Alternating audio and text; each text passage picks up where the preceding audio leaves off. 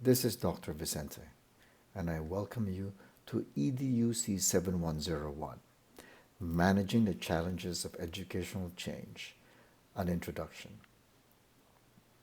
This initial session provides you an overview of what EDUC7101 is all about, and at the tail end of this short presentation, I have prepared an exercise to stimulate your interest into looking at educational change and the implications that it has to education stakeholders.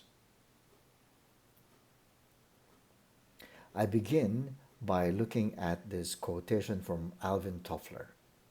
He says, "The illiterate of the 21st century will not be those who cannot read or write, but those who cannot learn, unlearn, and relearn." I think that this is an intriguing quote from Alvin Toffler, the author of Future Shock. What is particularly interesting about what his message is the notion of unlearning and relearning. Part of the tasks that I do at the University of Queensland is teaching a large undergraduate course here at the School of Education, the fundamentals of using technology in classrooms. What I and my colleagues in the teaching team have discovered is that there really is a challenge for us to compel our young learners, our pre-service teachers, to dissociate themselves from traditional modes of teaching and learning and to embrace the affordances of technology. In this sense, when I take a look at 21st century education and when I reflect upon what Alvin Toffler says, particularly the ideas of unlearning and relearning, I see that there is resonance in the experiences that I encounter and the message that he says. I wonder if you encounter the same thing, this challenge of learning, unlearning, and relearning. EDUC 7101 has 4 design principles. First, we use the flipped classroom model. For the entire semester, I will be interspersing the course with face-to-face lectures as well as video lectures. This will allow the participants, those on campus and off campus, enough freedom and space to be able to follow the course, hopefully at their own pace, and to space out the themes in order for you to be able to achieve absorption, maximum absorption. Everyone should be familiar with the flipped classroom model. Essentially, the traditional classroom model is changed. Teachers usually provide homework assignments, and students do these homework assignments at home. In essence, the actual learning happens at home. And then what happens in the school, in the classroom, is transmission of learning. So they have decided to flip this model to make sure that the transmission of learning, the reading of text, the listening to lectures happens at home, and then in the classroom what happens is the actual learning, problem solving, problem-based learning. So that's how I design our course. Our sessions are essentially problem-based learning activities, and of course the message here is that once you participate in our on-campus courses, our on-campus classes, the assumption is that you have already read the assigned readings. We also will be using communities of practice in this particular course. You will learn later on that your assessment tasks are actually built around communities of practice, and I'll explain this a little later. I also encourage you to really carefully reflect on your workplace experiences. In this way, all of us become reflective practitioners, according to the tradition of Donald Shun. This is something that I think is very, very important for us as actors, as learners in the field of education. And the fourth design principle is critical friend. In other words, I want you to see me, I encourage you to see me as a critical friend. In this photo, you will see Professor Christopher Day, one of the gurus of educational leadership, and he is a critical friend to me. He provides me with very important inputs, the purpose of which is to provide me with insights to succeed in this program, in my learning pursuits. Let me tell you something about me as a critical friend, as your critical friend in Educ7101.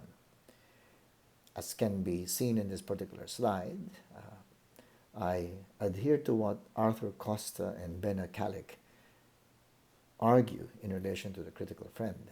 I will be asking provocative questions. I provide data to be examined through another person's lens. And I offer critique of your work as a friend, and I'm an advocate of the success of your work. I continue to be a critical reflective practitioner. This series of photos shows you the evolution of my research and teaching interests. Many years ago, I taught in Spain, and one of the insights that I picked up from that experience in Europe is this phrase, sekama, or burnout, or to burn oneself. Until now, I advocate the notion that in order for us to really protect the welfare of teachers, we should prevent them from moving towards conditions of burnout. I argue that if a teacher is burnt out, there's almost no way to save that particular individual. Another area that I do research and teach is the idea of networks of reform. I used to be a school principal many years ago, and one of the experiences that I had there was almost paralyzing helplessness when reforms happened, almost in a constantly incessant yearly basis. And what happens is that innovations that I initiate in a given year become moot, useless when new changes are introduced. I discovered that one of the best ways to have a voice and to resist the bureaucracy is by organizing schools, organizing school leaders to be networks who have a stronger voice, networks that are advocating reform. So I did my research on networks of reform in the United States of America, in Australia, and now I'm undertaking networks of reform in other countries, in the United Kingdom, the Philippines, Singapore, and in Indonesia. This is a continuing research agenda that I pursue.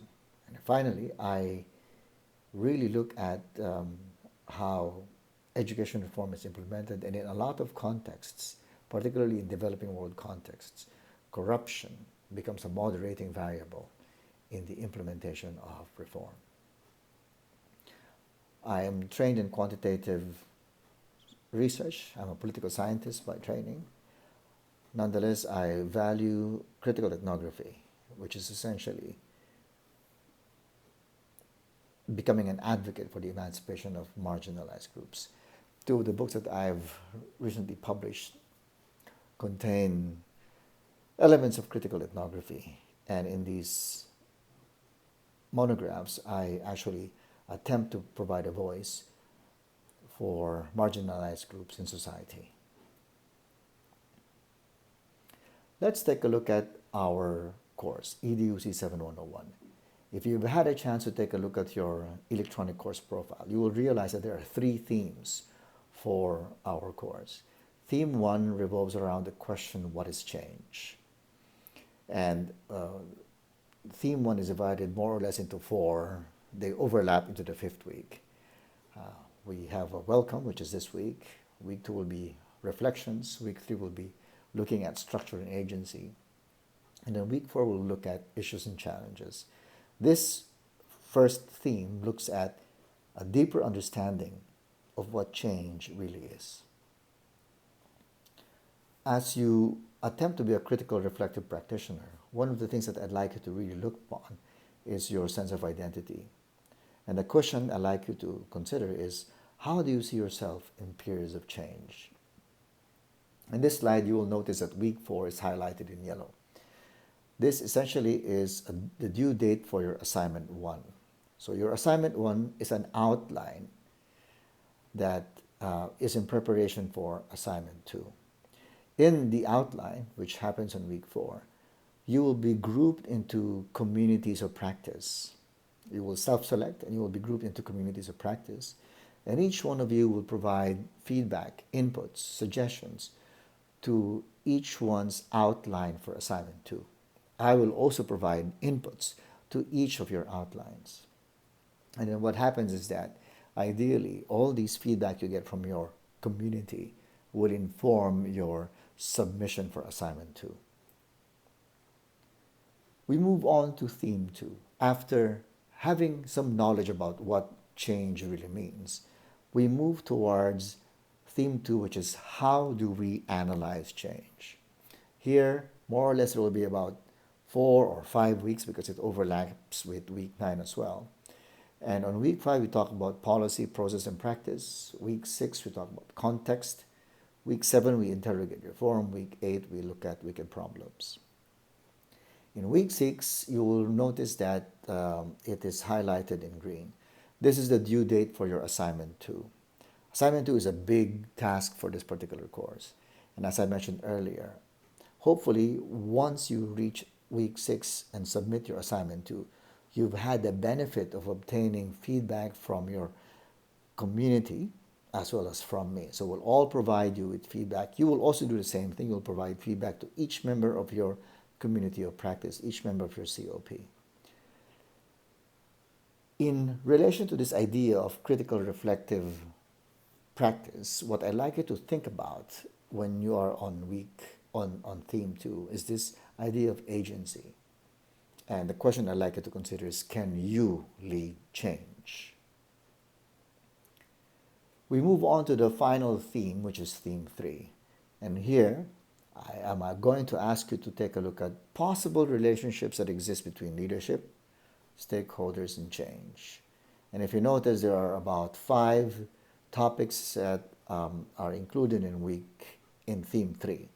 We start with comparative perspectives. It moves towards leadership and education reform, moves towards education reform and outcomes, and then 2 very substantive topics that talk about education reform and stakeholders, part 1 and part 2.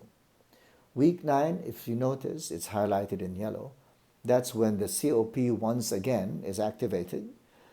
Each one of you shares your outline for the final assessment task. Each one in the community provides feedback, input, and suggestions. I will do the same for all your individual outlines. And hopefully by week 13, everyone will be at a position to submit a vastly superior final assignment after obtaining feedback from your community. As a critical reflective practitioner, I'd like you to consider autonomy. And the question I'd like you to look at is, why and what are the important components of educational change?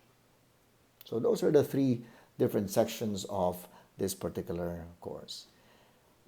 I'd like you to just take a look at this slide. I use this in my on-campus course as a way to introduce yourself. You could use this too, this particular slide, to introduce yourself, particularly our off-campus students, to the members of your COP, because in the second week, that's next week, I'll be inviting you to become part of your own respective COPs. And one way to jumpstart the process of getting to know each other is using this slide to introduce yourself. So number 1, I am an educator. So this is the image. You introduce yourself by saying, I am an educator, ergo felix sum. Therefore, what makes me happy in Latin is, and then tell us what makes you happy as an educator.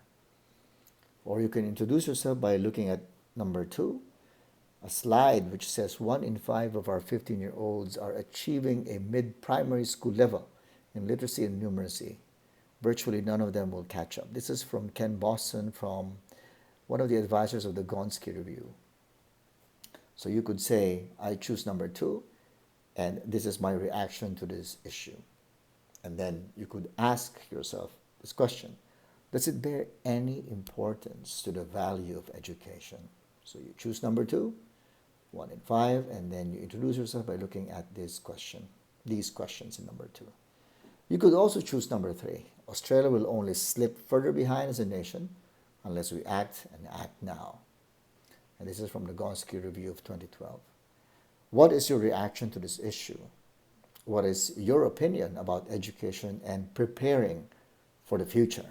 So again, I'm providing you with options to introduce yourselves to your COPs or to the entire class as a whole, particularly for the off-campus students, because you will be operating within your own ambit. The fourth one is a quote from Horace Mann when he says, "Education then, beyond all other devices of human origin, is the great equalizer of the conditions of men, the balance wheel of the social machinery." What is your reaction to this idea? Can this lead to happiness? So you have 4 choices in introducing yourself to your COPs or to the bigger class, either in your off-campus or on-campus cohorts. The community of practice is very important. I've discovered that this really works well. I've been tinkering with this notion for the last 5 years or so, and I've realized that this is really an empowering way of allowing learners, particularly in 21st century contexts, to feel connected and to feel supported by peers and colleagues as they engage in a learning journey. So this picture that you see here is of Etienne Wenger, the individual who coined the term community of practice.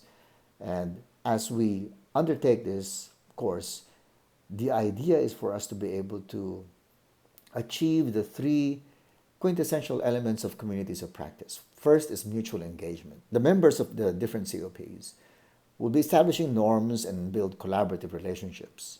This is what we refer to as mutual engagement. So you introduce yourselves to each other, maybe you exchange contact details, you start communicating with each other, and that's the beginning of mutual engagement.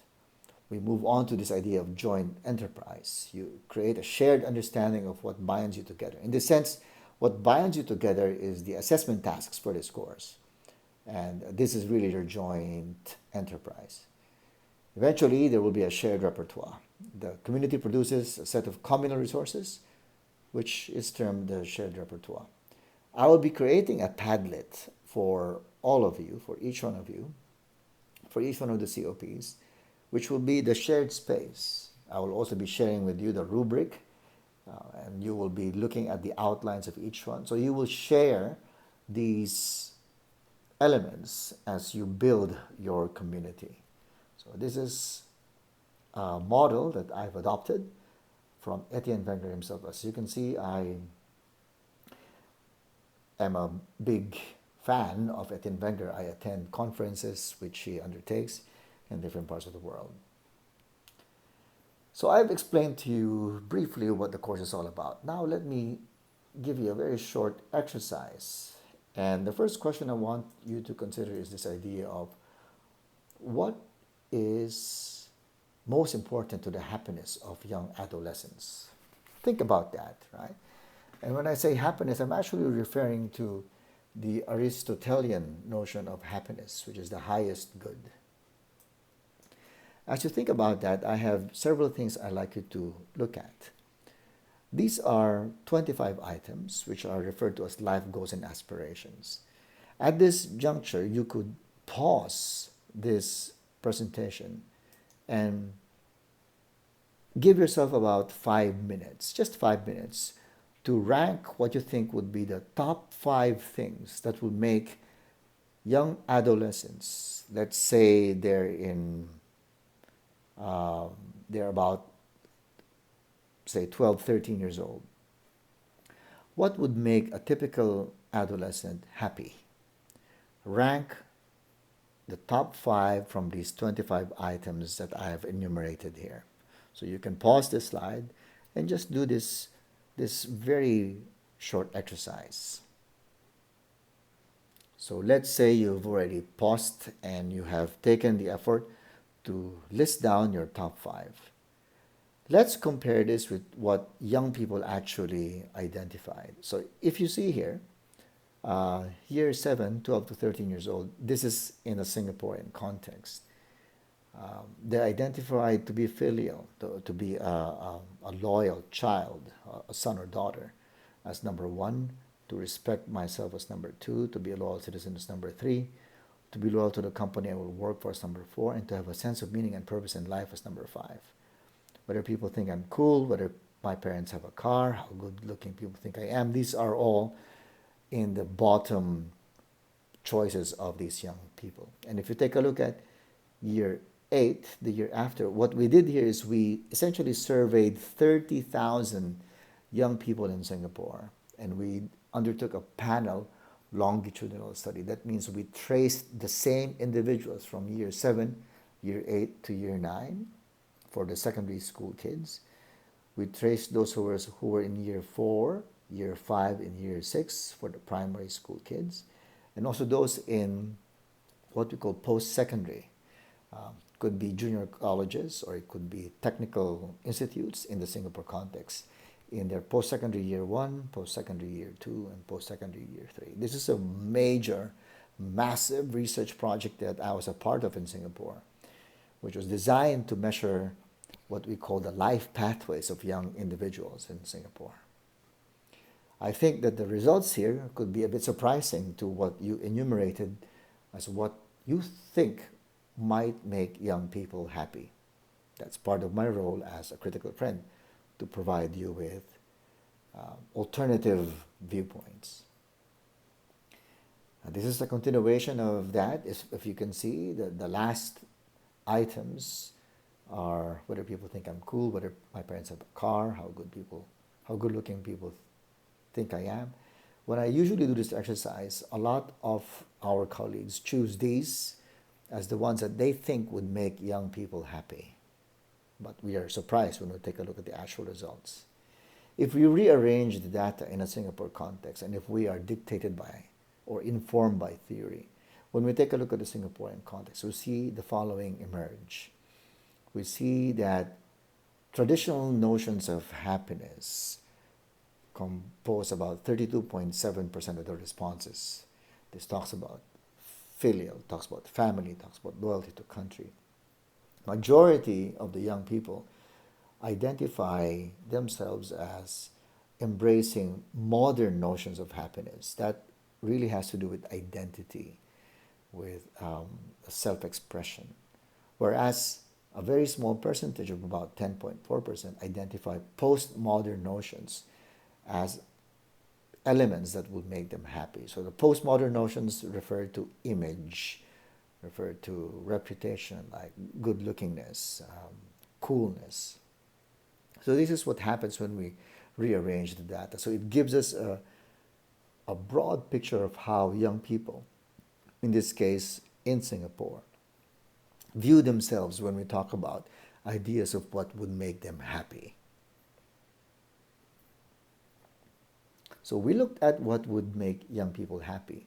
Now I'd like you to take a look at this slide and identify, pause the slide for about 5 minutes, and identify what you think would young people, the same young people you thought about, what would they identify as the value of education? Just identify the first 3. Rank the first 3 which you think is most important. So let's say you've already done the ranking. Let's compare your rankings with what the young Singaporean students actually identify. So if you see, I'm showing you here the data from primary 4 to primary 5. Again, it's a panel longitudinal study, so we trace the young kids from primary 4 to primary 5, from secondary 1 to secondary 2. For the primary kids, you can see that doing well in exams was number 1 when they were still primary 4. And then when they became primary 5, getting a high-paying job became the most important, or what they thought was the value of education. For the secondary school students, it was consistently getting a high-paying job. One of the reasons we undertook this study, the Life Pathways program, was a phenomenon that's happening in Singapore, which is the phenomenon of people leaving the country, emigration, as opposed to immigration. They were seeing a lot of very wealthy Singaporeans leaving the country. And we were saying that if we take a look at this particular study, if we see that young people at an early age see that getting a high paying job is the value of education, and for example, being a good citizen is the one that has the lowest score, it should not be surprising to see that the phenomenon of emigration persists in a Singapore context. It would seem that the education system that they experience is really materialistic. It's seen as a means to an end. And if you remember, the other idea of what makes them happy according to the young people, is that they are able to express themselves, they're able to manifest their identity. It is not reflected in the question about what is the value of education. So one can argue that there is a disconnect between the value of education and what makes people happy in a Singapore context. One may even say that young people in Singapore, because of the high stakes exam system that is prevalent in that country, education for them is not a happy experience. What makes them happy is not found in their educational experience. These are very interesting things for us to reflect upon as people who are involved in education. My last idea to share with you in this opening lecture is this notion of new economy competencies as we move towards 21st century nations or societies. The new economy competencies are divided into 5: interpersonal skills, inventive thinking, work-related skills, knowledge management skills, and self-regulation. 5 of these. And then you can see the different components of each of these new economy competencies. In this same study that we did, we actually correlated the new economy competencies, as you see here, interpersonal skills, inventive thinking, with traditional academic outcomes. So in our study, what we did was we asked all the 30,000 students to take an independent test, which we refer to as the University of New South Wales English test and the University of New South Wales Maths test. And then we correlated the academic scores with what students felt were their new economy competencies. So we asked the students to rate themselves in relation to new economy competencies using a Likert scale. 1, something that they practice. 5, something that they practice a lot. 1, never practice. 5, they practice a lot. So if you take a look at this correlation table, try to identify a correlation coefficient, these numbers, that are close to 0.30 or 0.30.